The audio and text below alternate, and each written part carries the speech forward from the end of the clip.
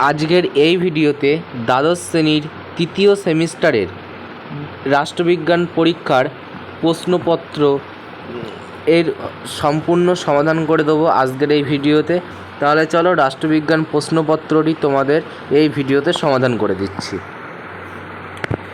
প্রথমেই আছে দ্বিদলীয় ব্যবস্থা দেখা যায়, উত্তর হবে মার্কিন যুক্তরাষ্ট্রে। তারপরে 2 দাগ, নিম্নলিখিত রাজনৈতিক দলগুলির মধ্যে কোনটি ভারতের আঞ্চলিক রাজনৈতিক দল? এখানে হবে রাজনৈতিক দল নয়, এখানে হবে দ্রাবিড় মুন্নেত্রা কাঞ্জাঘাম।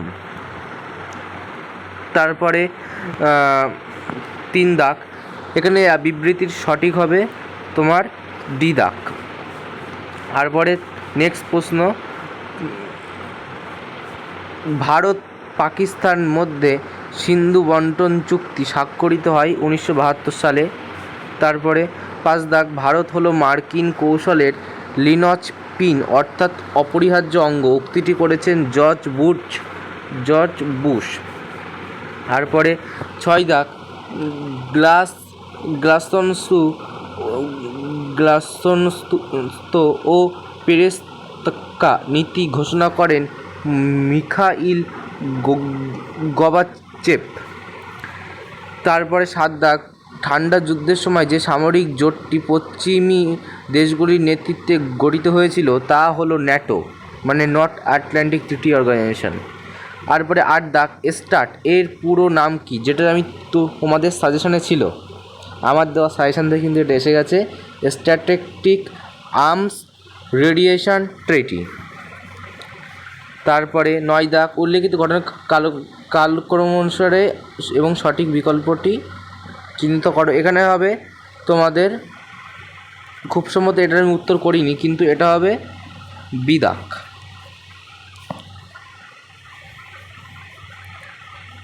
বি দাগ না, সরি ডি দাগ হবে, ডি দাগ, উত্তর হবে ডি দাগ হবে, ডি না সরি সি। তাহলে 9 দাগের উত্তর হবে সি দাগ।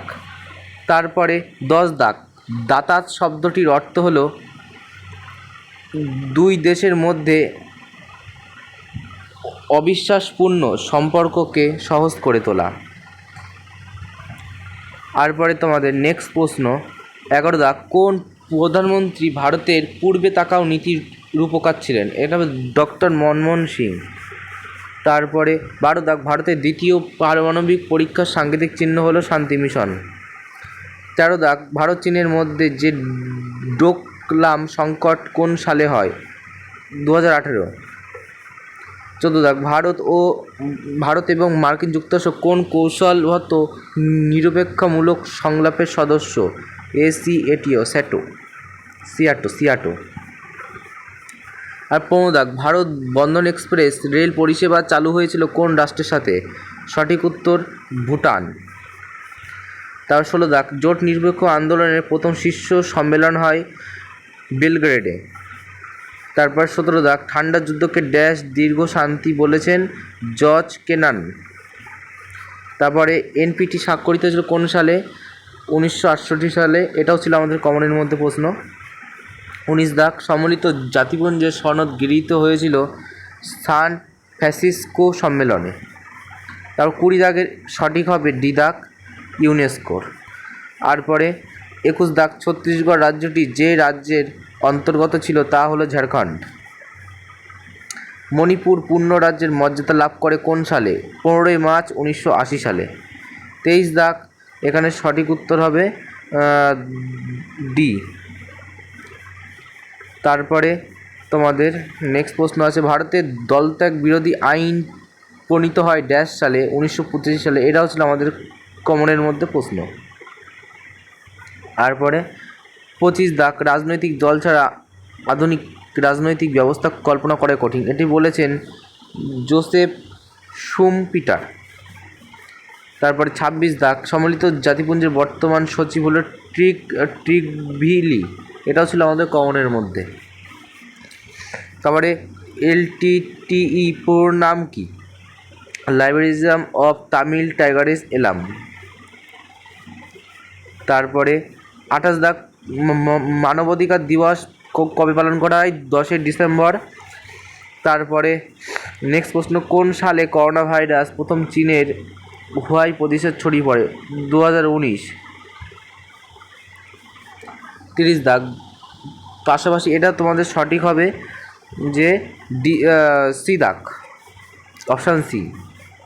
তারপরে আছে 31 দাগ, জাতিপুঞ্জের কোন সংস্থাকে বিশ্বের বিবেক বলা হয়? সাধারণ সভা।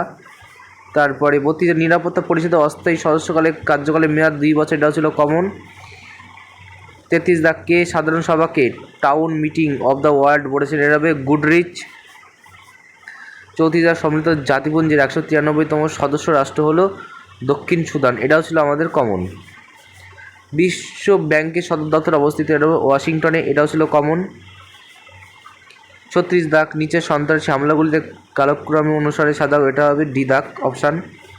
তারপরে নিচের কোনটি একটি প্রধান অপ্রথাগত নিরাপত্তা হুমকি নয়? সাইবার হানা। 38 দাগ, এদের মধ্যে কোনটি প্রথাগত নিরাপত্তার উপাদান নয়? প্রতিরোধ।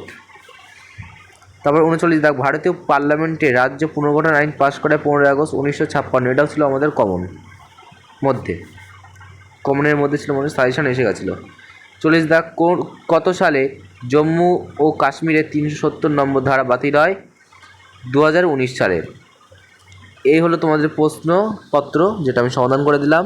তোমাদের কেমন লাগলো অবশ্যই কমেন্ট করে জানিও। আর ভাবছি অনেকজনের রেসপন্স, অনেক ছাত্রছাত্রীর রেসপন্স পেয়েছি যে তারা বলেছে যে আমাদের যে ইউটিউব চ্যানেলে তো ভালো অনলাইন ক্লাস করা হয়, তাই অনেকে বলেছে যে পেইড ক্লাস করবে। তাই তাদের জন্য খুব শিগগিরই পেইড ক্লাসের সমস্ত রকম আপডেট আসবে। লাইভে তোমাদের আমি এই নিয়ে ডিসকাস করে দেবো একটা আলাদা ভিডিও করে। ধন্যবাদ সময় দিয়ে ভিডিওটা দেখার জন্য।